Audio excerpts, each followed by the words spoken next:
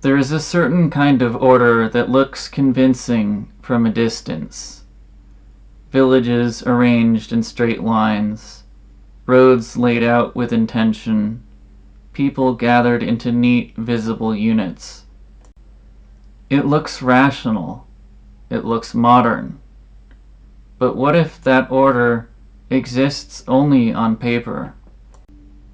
In Chapter 7 of Seeing Like a State, James C. Scott examines one of the most ambitious attempts to reorganize rural life, villagization in Tanzania, and its harsher counterpart in Ethiopia. The official justification was straightforward. Rural populations were scattered, difficult to serve, difficult to administer. If people could be concentrated into planned villages, then education could be provided, healthcare could reach more people, agriculture could be modernized, taxes could be collected. Development would follow. But beneath that logic was something deeper, a belief that rural people living in dispersed patterns were backward,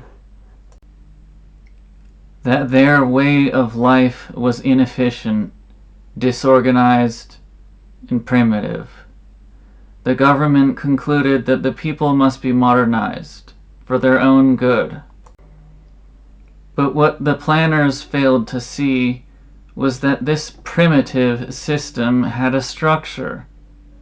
It was adapted to the land, to the seasons, and to local knowledge. It was not irrational. It was simply not legible to the state. So the state acted.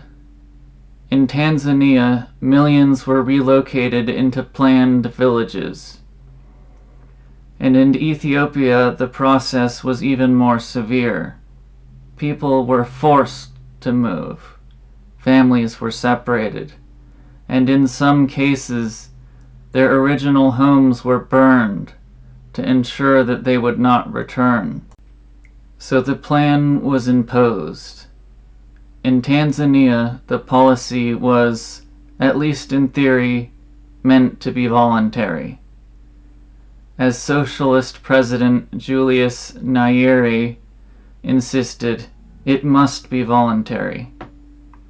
People were to choose to move into planned villages.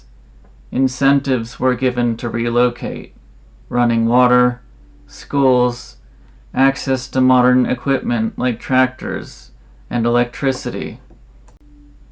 But in practice, that's not what happened, because people did not move in the numbers expected. They resisted. They stayed where they were. And so the policy shifted. What began as voluntary became pressure, and then, in many cases, force. Villagization accelerated. Millions were relocated. Homes were abandoned, and in some cases burned down to ensure people could not return home. And in Ethiopia, this same logic appears more openly and more immediately. Relocation was coercive from the outset.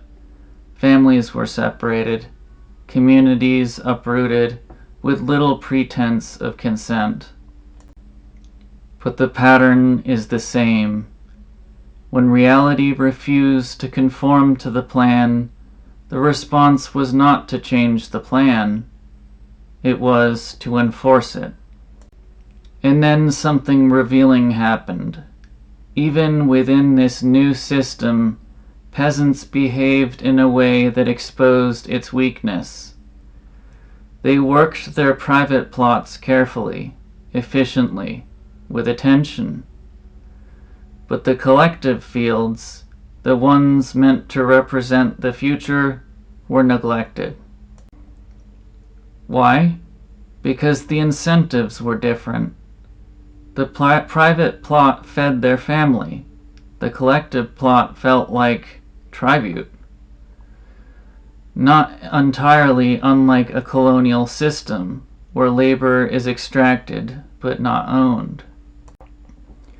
Villagization didn't just move people. It dismantled entire ways of living. Local stores and cafes were replaced with state-run cooperatives, government worker spaces. Informal networks were erased, replaced by structure. From above, this looked rational, clean, organized, planned, but on the ground it was less efficient than what came before, because what had existed before was not random, it was functional. And in Ethiopia, this dynamic becomes even clearer. Here, the motivations were not even framed as benevolent. Control mattered, stability mattered, power mattered. Certain ethnic groups were targeted, and the result, greater dependency on the state, greater vulnerability to famine, because people had been removed from systems that sustained them and placed them into systems that could not. This is where the chapter sharpens the book's core argument. The failure was not accidental. It was built into the approach itself. A belief that society can be redesigned, knowledge can be centralized, and people can be rearranged without loss. And this is where we have to be careful.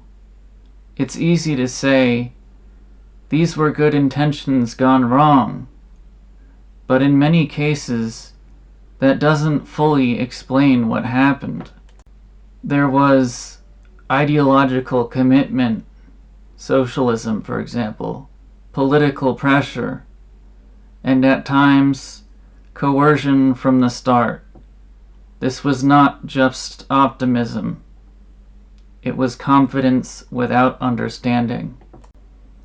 Across these cases, we see the same structure, a simplified vision, backed by authority, imposed on a complex reality. And when reality resists, force is used. There is a kind of order that emerges over time, and there is a kind of order that is imposed all at once. One adapts, the other demands adaptation. And when that demand becomes absolute, what begins as a plan can become something far more destructive, because the problem is not order. The problem is the belief that order can be imposed artificially without loss. In the next chapter, Scott turns again to nature itself, and what happens when we try to simplify that. And once again, the same logic appears. I'll see you in the next episode.